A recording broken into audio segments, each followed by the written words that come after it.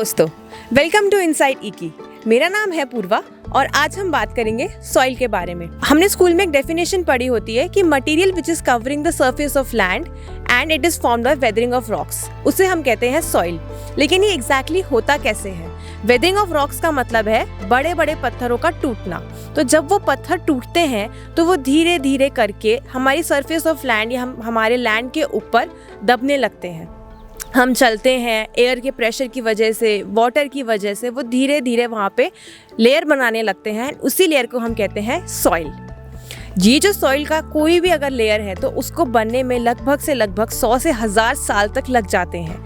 And यही soil बनने के बाद हमें बहुत तरह का सपोर्ट प्रोवाइड करती है। सॉइल एक बहुत अच्छा तरीके का नेचुरल वाटर प्यूरिफाइंग फिल्टर होती है। सॉइल बहुत सारी लेयर्स के थ्रू बनी होती है, जिसमें पत्थर भी होते हैं, मिट्टी भी होती है, मिट्टी की अलग अलग लेयर्स होती हैं। तो जब भी हम मिट्टी में पानी देते हैं तो वो पानी जब रिसता हुआ अंडरग्राउंड वाटर टेबल तक पहुंचता है तो वो ऑटोमेटिकली प्यूरिफाई होकर पहुंचता है। इसलिए हम कभी भी अगर हैंड पंप या बोरिंग से पानी पीना चाहें तो हम इजीली पी सकते हैं, क्योंकि वो पानी एकदम प्योरीफाइड होता है एंड वो भी नेचुरली प्योरीफाइड, उसमें कोई भी आर्टिफिशियल प्योरीफाइंग एजेंट्स नहीं होते हैं। इसके अलावा सॉइल एक बहुत अच्छे तरीके का लिविंग कंडीशंस भी प्रोवाइड करता है। हमने अगर कभी भी मिट्टी को खोद के देखा हो तो उसमें बहुत तरह की चींटियाँ निकलती हैं, कीड़े मकोड़े, केचुए एंड इनफैक्ट कई रेप्टाइल्स भी उसमें रहते हैं। तो ये सब वहाँ कैसे रह पा रहे हैं? ये वहाँ इसलिए रह पाते हैं क्योंकि सॉइल इन्हें बहुत अच्छी तरीके की लिविंग कंडीशंस प्रोवाइड करता है। इन्हें अगर न्यूट्रिशन चाहिए ये वहाँ से लेते हैं। इनफैक्ट ये भी सॉइल को इन रिटर्न काफ़ी चीज़ें देते हैं ताकि सॉइल की न्यूट्रिशनल क्वालिटी बनी रहे हमेशा। और ये ऑर्गेनिजम्स जब सॉइल में रह रहे होते हैं तो ये सांस लेते और छोड़ते हैं। इसी दौरान ये कार्बन डाइऑक्साइड यानी कि कार्बन का एक कंपाउंड रिलीज करते हैं। धीरे धीरे ये कार्बन सॉइल में बैठने लगता है और इसी तरह से सॉइल एक बहुत अच्छे तरीके का कार्बन सिंक बनने लग जाता है, या कार्बन कलेक्शन टैंक जिसे कह सकते हैं। इसके अलावा जब प्लांट्स फोटोसिंथेसिस करते हैं यानी कि अपना खाना बनाते हैं, तब वो अपने लिए खाना बनाने के लिए एनवायरनमेंट से कार्बन डाइऑक्साइड कैप्चर करते हैं, अपना खाना बनाते हैं एंड उसके बाद थोड़ा सा कार्बन सॉइल में रिलीज कर देते हैं। इस प्रोसेस के थ्रू भी धीरे धीरे करके सॉइल में कार्बन की क्वांटिटी बढ़ने लगती है। अगर हम इसको समझें कि इसका इम्पैक्ट क्या है तो इसको हम इस तरह से देख सकते हैं कि प्लांट्स पूरे एनवायरनमेंट से कार्बन डाइऑक्साइड कैप्चर करके धीरे धीरे करके सॉइल में छोड़ रहे हैं। एंड जिस वजह से अगर हम देखें तो पूरे एनवायरनमेंट का टेम्परेचर नॉर्मल होने लग सकता है। इन सब के अलावा सॉइल का सबसे बड़ा रोल होता है फार्मिंग में, क्योंकि हम जो भी कुछ खाते हैं, फ्रूट्स, वेजिटेबल, ग्रेन्स, वो सब सॉइल में ही उगता है। तो हम इमेजिन भी नहीं कर सकते कि हम सॉइल के बिना कैसे फार्मिंग करेंगे।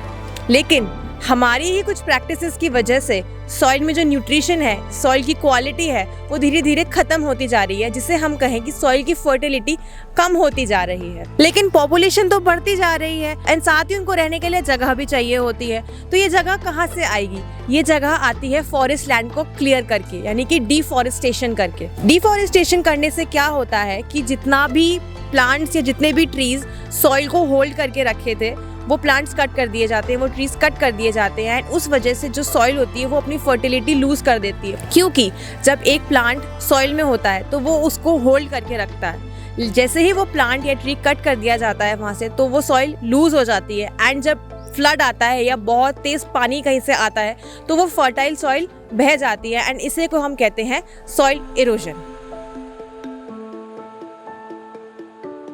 इसके अलावा फार्मिंग में हम सॉइल की फर्टिलिटी बढ़ाने के लिए फर्टिलाइजर्स का यूज़ करते हैं, लेकिन जाने अनजाने हमसे कई बार ये फर्टिलाइजर्स बहुत ज़्यादा क्वांटिटी में भी यूज़ हो जाते हैं एंड होते तो ये केमिकल्स ही हैं। तो अंत में ये सॉइल की फर्टिलिटी को ख़राब कर देते हैं एंड सिर्फ ये सॉइल की फर्टिलिटी पे ही इम्पैक्ट नहीं डालते, ये हमारे प्रोड्यूस पे भी इम्पैक्ट डालते हैं, जिस वजह से हमारे प्रोड्यूस की क्वालिटी उतनी अच्छी नहीं होती जितना हम सोचते हैं।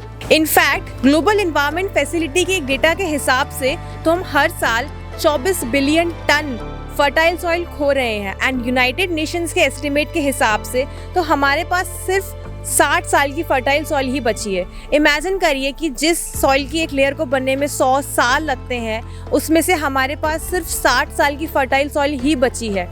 तो आप समझ रहे हैं कि कितनी बड़ी अलार्मिंग सिचुएशन हो चुकी है हमारे लिए आज। इसके लिए हमको ऐसे इनोवेशंस की तरह शिफ्ट होना चाहिए जिसमें बिना किसी मिट्टी का इस्तेमाल करे ही हम साल भर न्यूट्रिशियस और हाई क्वालिटी सब्जियां उगा सकें, ताकि हम बची हुई फर्टाइल सॉइल को ऐसे कामों के लिए लगा सकें जिसके लिए सॉइल का बहुत ज़्यादा रिक्वायरमेंट होता है, जैसे कि पेड़ पौधे लगाना, फॉरेस्टेशन करना एंड बायोडाइवर्सिटी को प्रिजर्व करना।